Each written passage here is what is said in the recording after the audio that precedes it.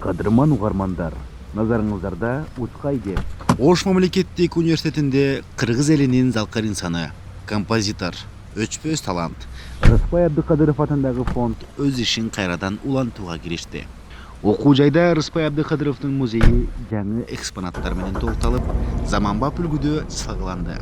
Улуу обончу аткаруучу быйыл 80 жашка чыкмак.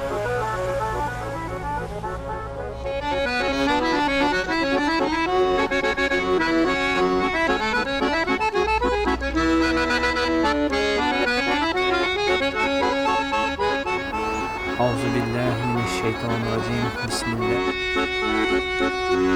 Kanatım bol.